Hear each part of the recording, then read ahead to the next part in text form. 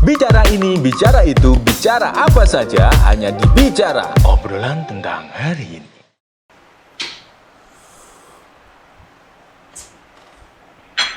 Selamat siang, Pak. Siang Mas Alvin, selamat ketemu kembali. Sebelumnya teman-teman yang belum kenal, ini adalah salah satu guru saya mulai dari SMA ya Pak, di MA itu ya. MI juga ya. Mulai MI, MTS enggak ya? MTS pas mungkin saya kesini, pas saya belum kesini mungkin. Belum, ya. Terus Aliyah itu ya, Aliyah. Ini adalah salah satu guru saya yang sebenarnya saat ini aku lagi grogi banget nih Pak. Serius kalau boleh jujur aku lagi grogi banget karena ini adalah guru yang saya bilang legend sih Pak Fuad ini. Nama lengkapnya siapa Pak? Solihul Fuad. Solihul Fuad. Solihul Itu yang Fuad. ngasih nama siapa? Bapak. Kemudian waktu nikah itu ada tambahan dari Mbah itu. Ditambah Solihul Fuad Al-Afif gitu. Al-Afif. Nah ini yang mungkin hal ini, baru ya. Ini belum pernah saya ceritakan kepada siapapun, betul. Sampai keluarganya pun nggak ada yang tahu ini, belum ada. Baru Mas Alvin. Ini berarti ada tambahan dari Simbah dulu ya. Simbah. Waktu mau menikah. Jadi Mbah itu kan memang. Yuk subscribe, like, share, and comment karena nggak ada salahnya kan.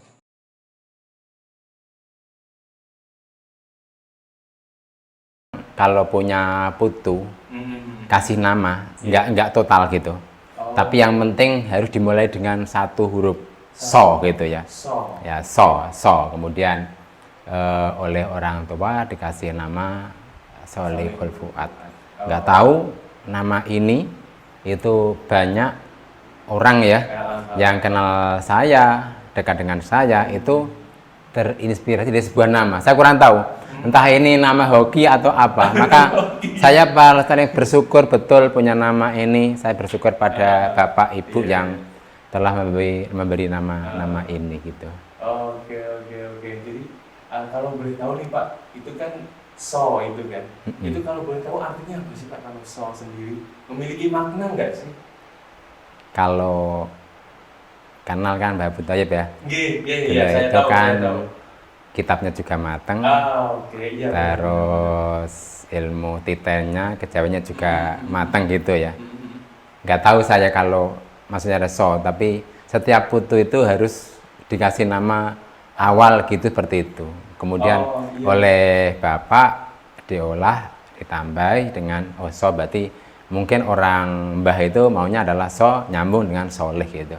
Karena salah satu ilmu yang saya salut dengan Mbah itu kan ya bisa jadi ada sedikit kelebihan untuk mengetahui sedikit yang belum terjadi itu bisa diketahui dulu gitu.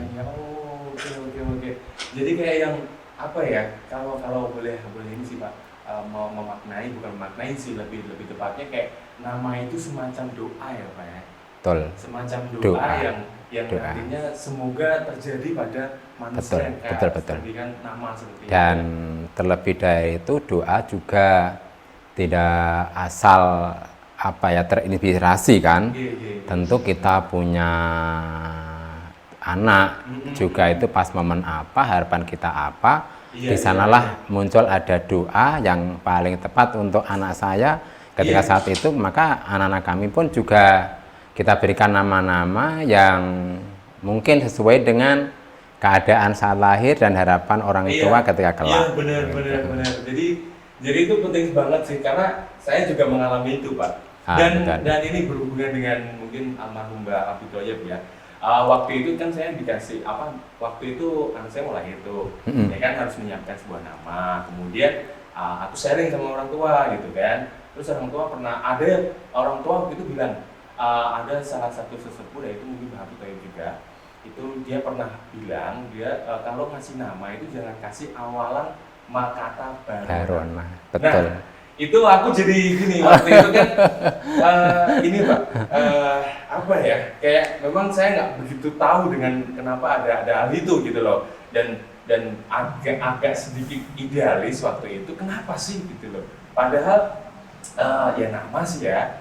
Waktu itu saya masih berpikir ya nama aja gitu loh, nama yang intinya kita kasih nama kepada anak kita itu ya ada harapan lah, ada doa di situ. Cuman aku masih bingung dengan kata baru. Nah bahkan nama anakku waktu saat ini itu kan awalan hurufnya itu yang Makata Barona karena Barana Rendra kan.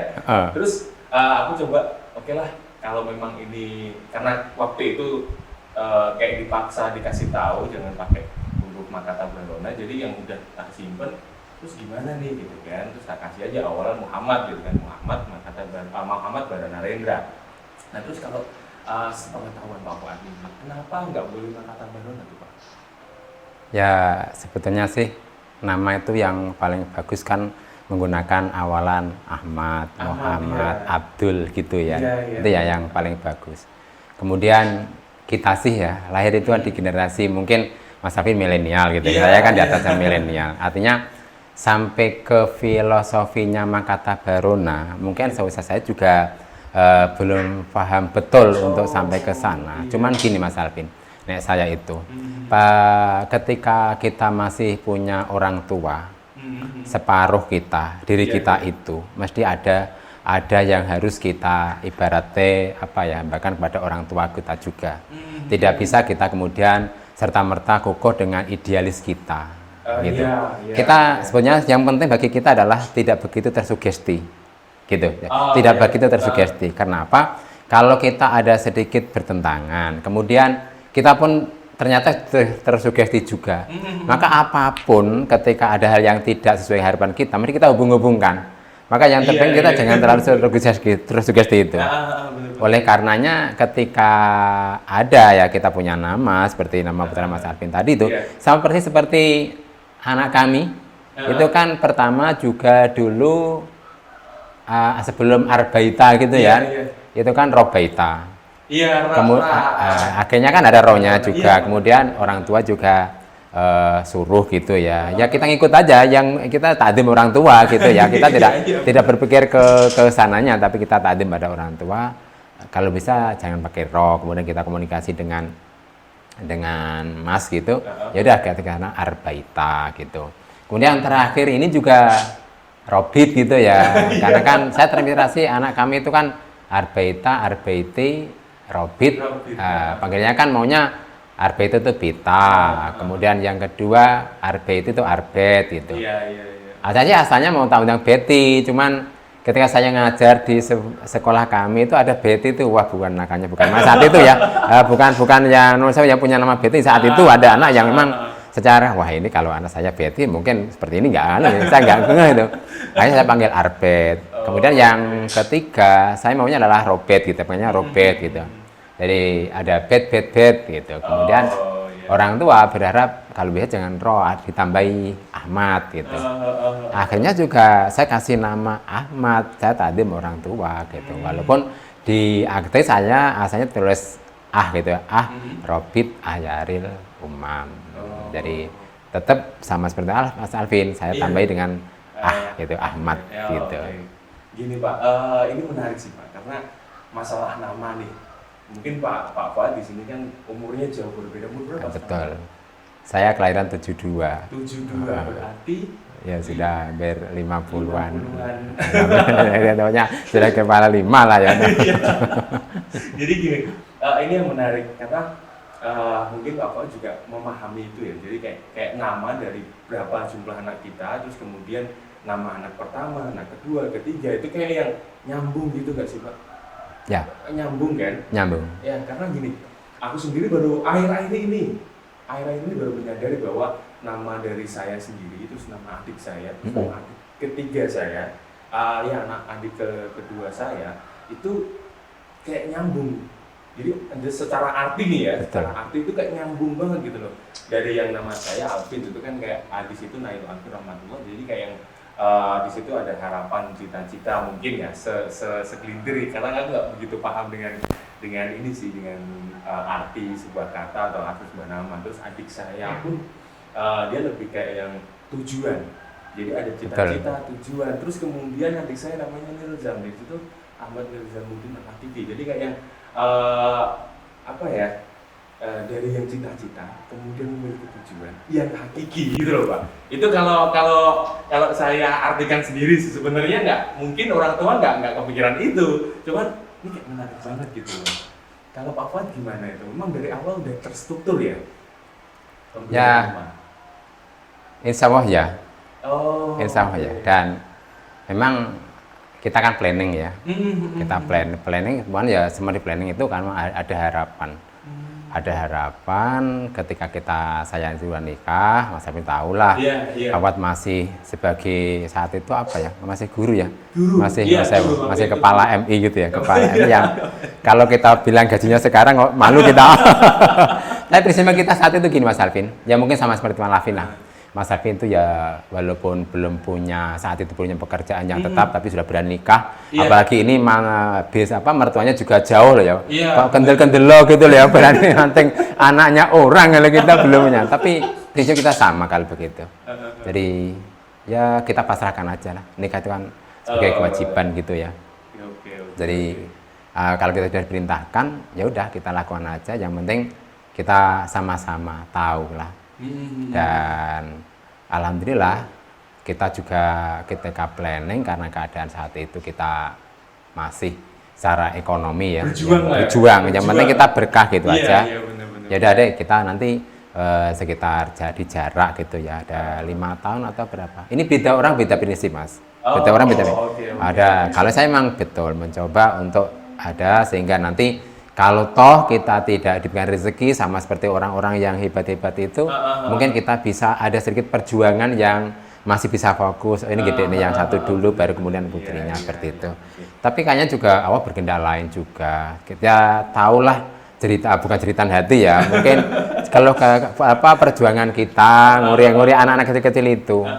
Jadi ketika adik beta itu lahir itu kan kita ya masih berjuang.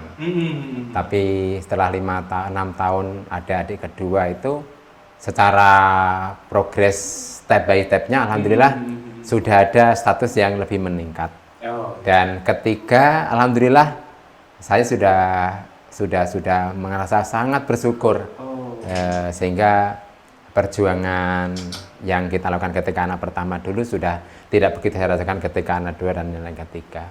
Tapi sama berproses karena juga ibu itu kalau mengandung kan dalam kurang sehat sehingga perlu ada jeda seperti itu. Tapi betul, secara memang kita punya harapan yang lebih luas, bukan untuk dari kita juga, tapi juga harapan untuk keadaan masyarakat. Iya, untuk betul, untuk masyarakat.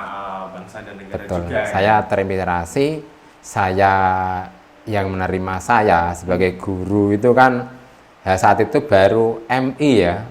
MI betul Mas, saya daftar kemana-mana yang menerima itu baru MI. Pada saat itu sekelas saya lulusan sarjana gitu ya. Di tahun itu juga. Betul. Mestinya ijazah saya itu bisa laku ya ke SMA gitu. Tapi nggak ada yang menerima saat itu gitu. Dan termasuk yang kami tempati sekarang di SMA Jakenan itu, itu tidak menerima jasa kami saat itu. Betul, saat itu nggak ada yang menerima jasa kami itu. Saya udah daftar ke sana 96 itu, nggak diterima.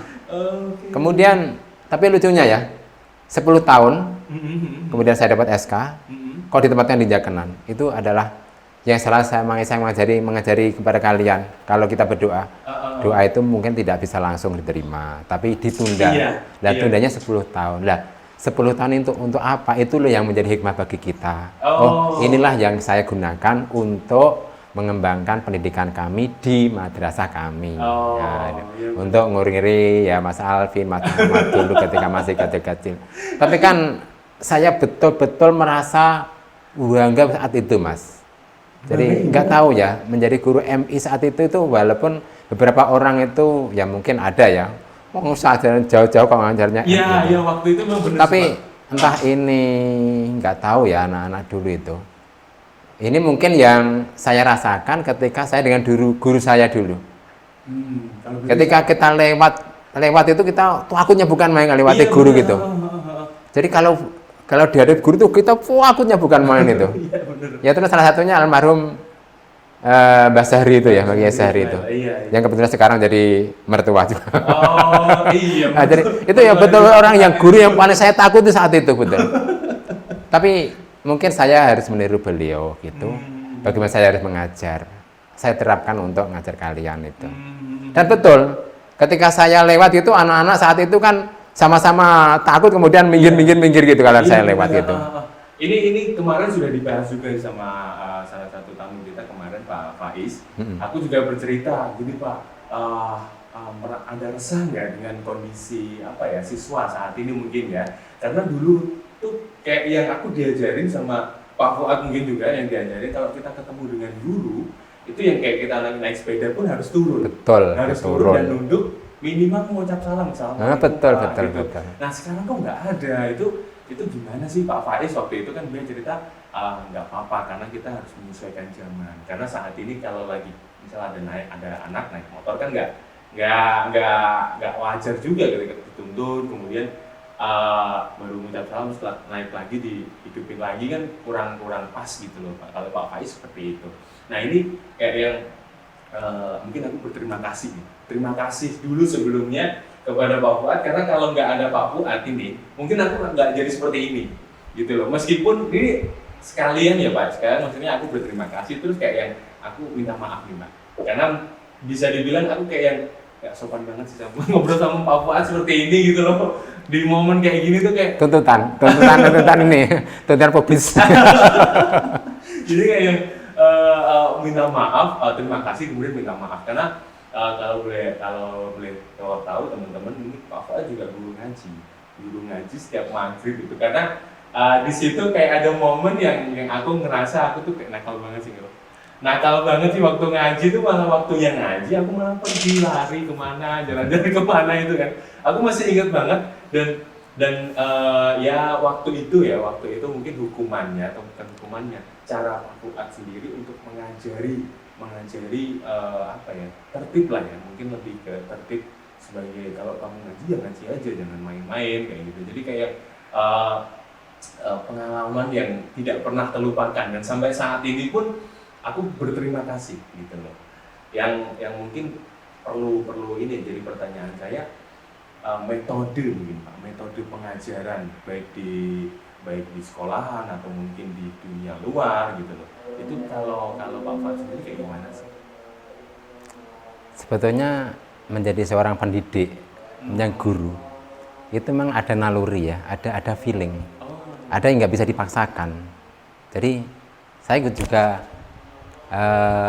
merasa bangga juga ya ketika saya mengajar dimanapun gitu ya entah itu di MI dulu saya pernah ngajar di MTS kemudian di negeri juga pernah di Aliyah juga pernah sampai bahkan di SMA bahkan saat ini gitu saya merasa terbantukan dengan nggak tahu ya yang muncul dari diri saya itu tapi ketika saya ngajar itu anak-anak baik sekalipun itu anak SMA ya saya masuk itu udah merasa tegang dulu betul itu ini yang dirasakan kalau nggak percaya tanya aja pada anak-anak SMA yang saya ajar itu ada tegang gitu tapi yang jelas kita kalau mengajar punya teori gitu ya teori yang kita hadapi itu anak usia berapa gitu nah, ini anak SMA kita punya teori kita mencoba masuk ke emosinya dulu kalau anak SMA itu jadi kalau kita sudah punya anak SMA punya atur emosinya kemudian kita konsisten dengan pengajaran kita maka kita enak kok mudah masuk ke anak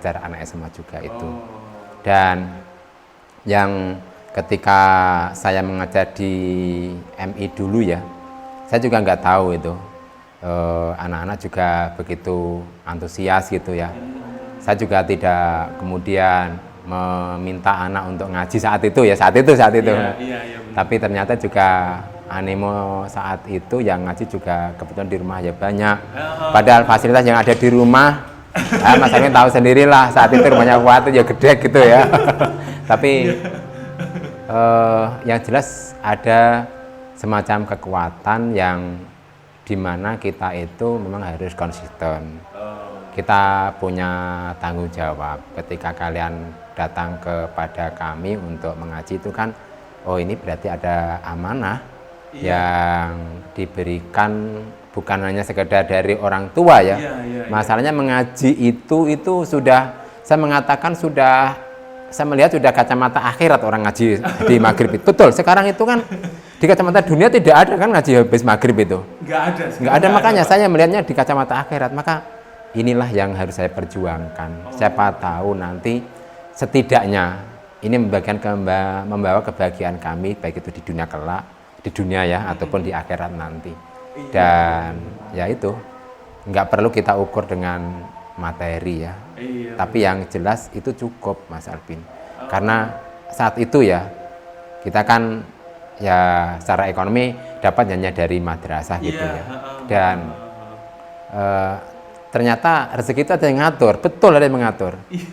Jadi mungkin dibalik cerita jenengan ngaji di tempat saya itu, sebagian beberapa wali murid itu juga ada juga yang kalau apa itu memberi, ada panen itu ya, panen itu ya memberikan sedikit rezeki kepada saya gitu. Pak, ini zakat kami, dibantu dengan anak-anak ngaji di sini. Saya tuh nangis gitu loh ya, nangisnya tuh ketika saya sudah seperti ini. Nangis seperti ini, melihat kondisi saat itu betul-betul apakah orang mengatakan saya ini saake, melas atau gimana. Tapi saya yakini semua yang terjadi semua adalah sudah diatur yang berkuasa, betul. Dan saya berterima kasih betul kepada ya teman-teman, saudara, bapak, ibu yang dulu juga memberikan perhatian kepada kami, keluarga kami gitu, sehingga ya semua doa lah ya dari jenengan semua. Saya yakin kok. Saya biasa seperti ini juga karena doa. Kalau pas upacara dulu ya. Kalau kita upacara, hebat loh ya upacara. Senotomik ya saya. Nah, kemudian sebagainya kita baris, kita siapkan. Tapi nggak ada yang saya upacara kalau celut-celut nggak ada. Takutnya bukan main kalau upacara itu. Tapi ketika kita berdoa, saya selipkan. Mudah-mudahan doa anak-anak saya inilah besok yang membawa masa depan saya menjadi lebih baik lah. Gitu. Iya benar Pak, benar. Maka apa yang saya peroleh saat ini itu adalah betul impian saya saat dulu. Saya kalau bermimpi memang kalau bisa setinggi langit ya, setinggi bintang. Setinggi bintang Pak ya. Ya. Ketika jatuh pun masih ada di bulan. Itu katanya Pak Soekarno tapi ya Pak tuh ya gitu. Jadi kalau kita bermimpi ya saya mimpi setinggi lah, setinggi bintang gitu. Paling tidak kalau jatuh masih di bulan gitu. Jangan setinggi bulan, ya jatuh malah di bumi gitu. Oh iya benar. Tapi betul kan doa anak-anak ya, itu kan juga mujarab. Salah satu doa mujarab kan doa anak-anak itu. Lah anak-anak itu kalau dihitung ada ratusan kan? Iya, saya masih ingat Sabin. Iya. Kita itu di MI kita sekitar tahun 98, 97 saya 98 saya diangkat, 97 ya saya diangkat jadi kepala gitu.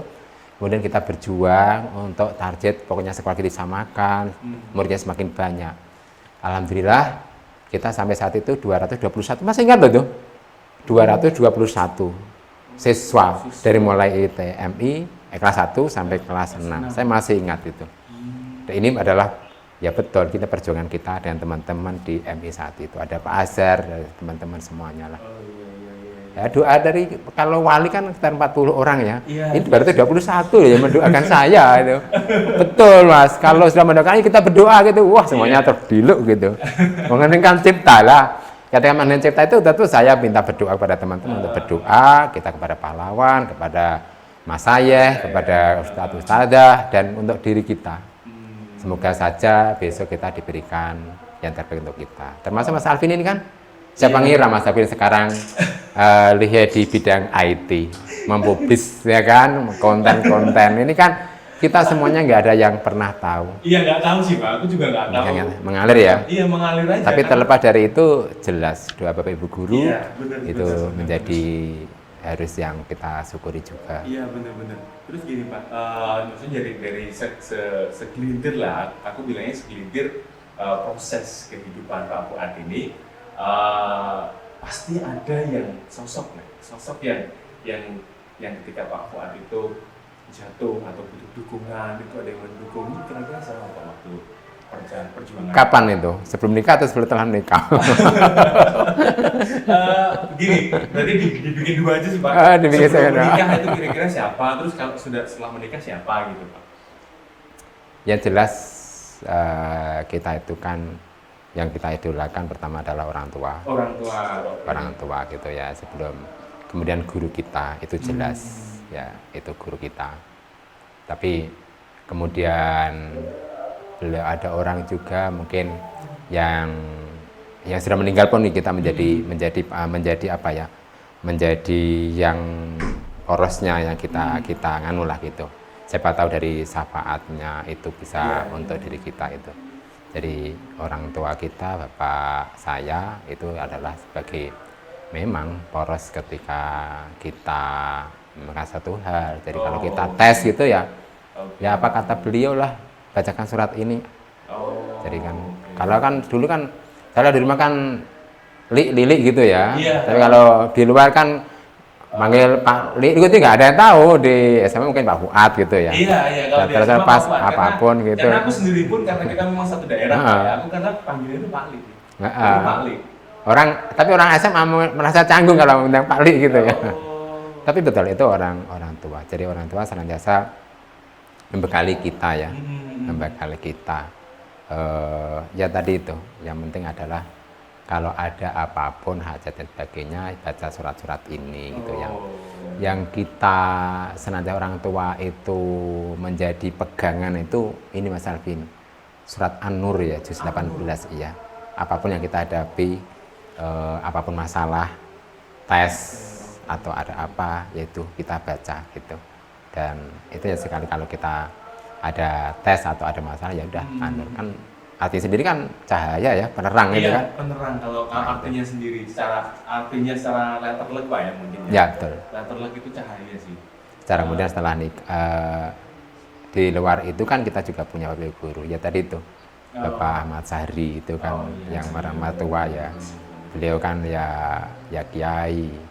Ya kan kiainya guru kita, kiainya kita. Berarti kan beliau juga syekh gitu. Kemudian Mbah Abu Thaib itu bagi poros kami juga di ya baik itu di bidang keagamaan atau ilmu-ilmu yang lain betul. Jadi kemudian yang satu yang saya itu apa ya merasa bersyukur juga itu adalah itu Bu Maryam. Ya Bu Maryam itu salah satu yang mendukung saya ketika saya akan daftar ke IKIP saat itu. Saat itu kan di mana kan kalau kuliah rata-rata UIN ya, IAIN dulu IAIN, ya agama lah ya. Tapi saya nggak tahu itu, saya kok tiba-tiba ingin ke IKIP gitu. Dan salah satu yang paling mensupport adalah Bu Maryam almarhumah. Itu saya diberikan dengan Bapak Li, kamu kuliah di sana. Itu betul, saya masih ingat itu. Tapi ya sayang ketika kabudut saya nggak bisa pulang saat itu. Kenapa waktu itu Pak? Ya kan saya masih berada di Jogja saat itu ya. Oke. Ya, tapi ya tadi tuh semuanya grand skenario dari Allah itulah yang terlibat itu. Sampai ternyata kan sekarang juga saya dihadiahi seorang putri dari beliau menjadi figuran kami. Baik itu Mbak Sari maupun Bu Maryam itu kan menjadi mertua kami, mertua saya. Oke. Jadi kayak skenario grand ya. Kalau ya betul. Grand skenario kita percaya betul itu. Kita nggak bisa tahu sih. Nggak bisa tahu. Kita nggak tahu sih. Terus kemudian mungkin yang berpengaruh setelah menikah nih Pak. Setelah menikah yang orang yang sosok yang paling mempengaruhi inilah perjuangan Pak Fuad, siapa Pak? Istri atau ya. orang lain gitu. Kalau yang apa ya setelah menikah ya tentu kiblat kita poros kadang kepada anak-anak juga ya. Oke. Support artinya gini, ketika anak itu saya terrealami seperti ini Mas Alvin. Saya mengajar Mas Alvin. Saya hanya punya falsafah gini. Kalau saya mengajarkan Mas Alvin, saya yakinnya anak saya besok akan dipintarkan oleh orang lain. Karena tidak selamanya saya akan memintarkan anak saya sendiri gitu. Dan itu saya ikhlas betul. Saya alhamdulillah ya di SMA itu sudah kalau kejuaraan 50 ada ya mungkin.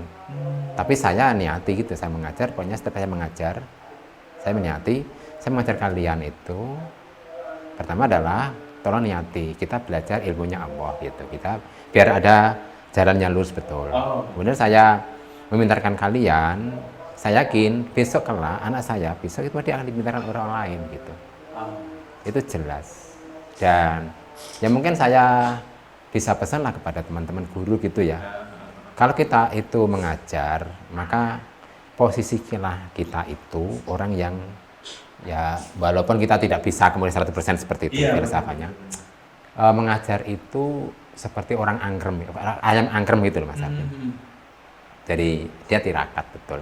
Yang mengangkremi ya, telur. Mengangkremi telur, betul. Supaya apa? Agar telur ini netas dengan sempurna. Dia tirakat betul. Tentu tirakatnya ayam, jadi kan sudah bisalah menafsirkan dalam kehidupan kita gitu. Walaupun kita tidak bisa kemudian secara letterlek tirakat seperti itu gitu ya. Masih ada karena kita manusia juga, masih punya apa ya, khalayak umum yang kita kumpulin sebagainya. Tapi di hati ini akan kita tekankan kepada anak-anak gitu. Ya kita satu tadi itu, saya mengajar ini kewajiban, tapi sisi lain saya mendengarkan kalian itu ya saya mencoba untuk memberikan pengertian bahwa ketika saya anak besok pun mesti akan diberikan oleh orang lain. Oke, kayak konsep menabung gitu Pak ya? Konsep jelas itu, jadi apa ya? Ya hubungan timbal karma itu nggak ada ya dalam hukum. Tapi kita percaya bahwa kalau kita menebar kebaikan, tentu yang kita dapat pun kebaikan.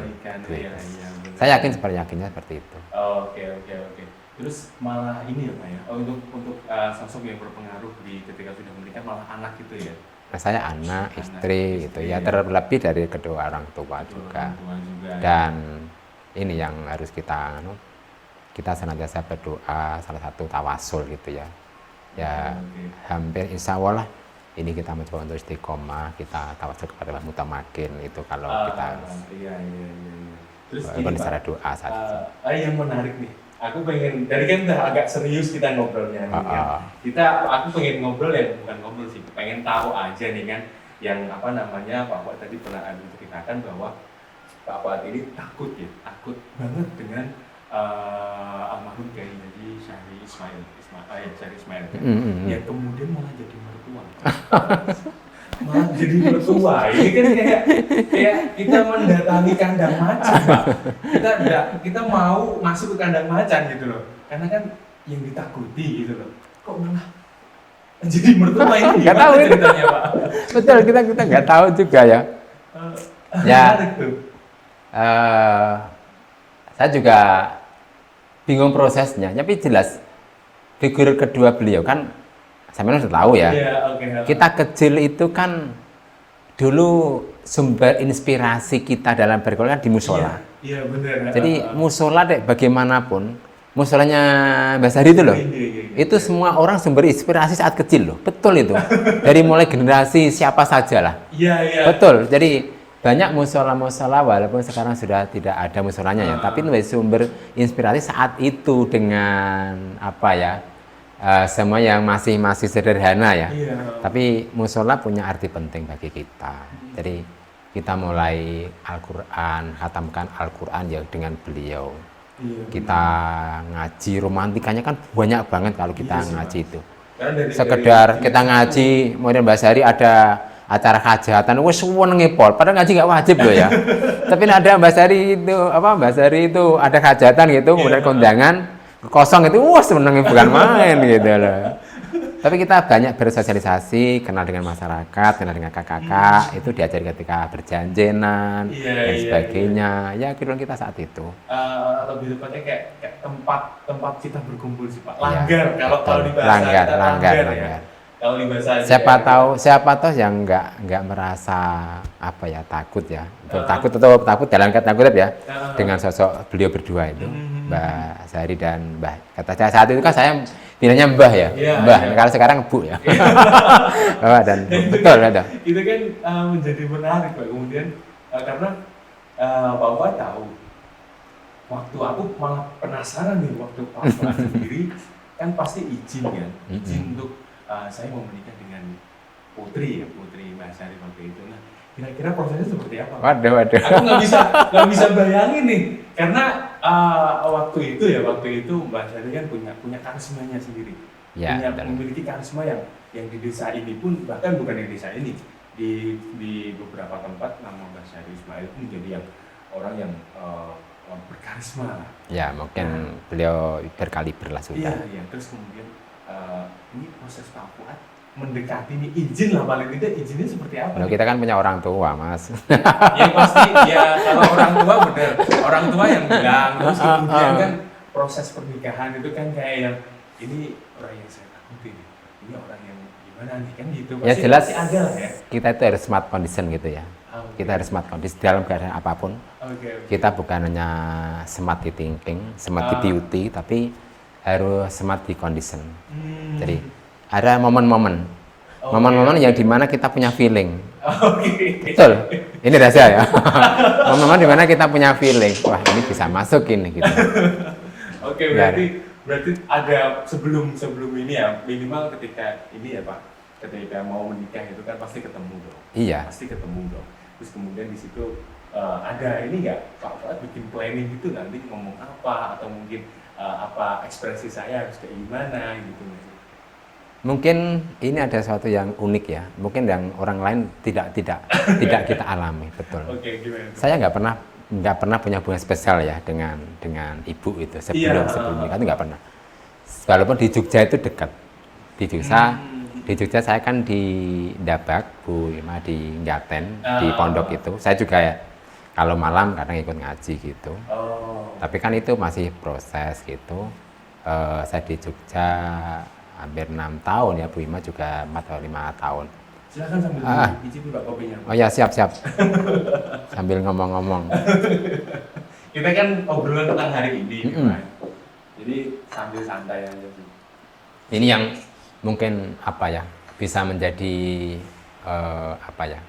menjadi juga pelajaran bagi anak-anak muda sekarang. Jadi jodoh itu tangan Tuhan, jelas sudah.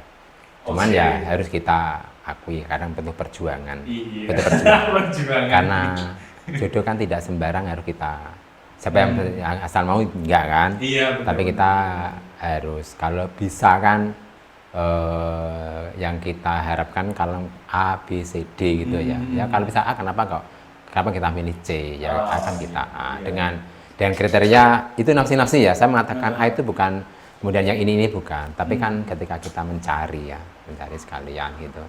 Ya kalau bisa A kenapa kita nggak milih A aja, dan kalau itu ada peluang ya kita berjuang ke sana.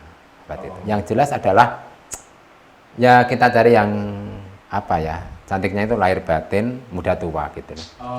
Berarti lebih saat ini dan ke depannya gitu ya. Kita memandang kalau bisa kan istri itu semakin tua kok semakin malah cantik gitu ya. Kan gitu ya. Ya setidaknya kita menilainya kadang kan dari hati. Dari hati. Kalau manusia itu nggak ada sempurna itu ya. Iya, kalau kita melihat seorang istri itu kan ya anggaplah itu seorang wanita gitu. Dalam ketika kita harus menghargai, kadang kita harus mengatakan itu seorang wanita. Sama seperti ibu kita juga seorang wanita, harus kita hargai. Dalam rangka kita mendidik, mungkin kita sebagai kepala keluarga, kapan kita harus ngajari, kapan kadang kita harus berbuat sesuatu agar dia juga paham dengan apa kita. Tidak harus kita utarakan kadang, tidak harus kita bentak-bentak, walaupun kadang namanya emosi juga ada ya. Iya, tapi di titik tertentu kita itu mengatakan anak-anak kita, murid kita yang anak-anak perempuan gitu ya. Ada satu titik saya harus mengatakan, oh kamu itu wanita. Saya harus menghargai kamu seperti saya menghargai ibu saya juga seorang wanita. Jadi ada titik-titik seperti itu. Kemudian berkaitan dengan tadi itu,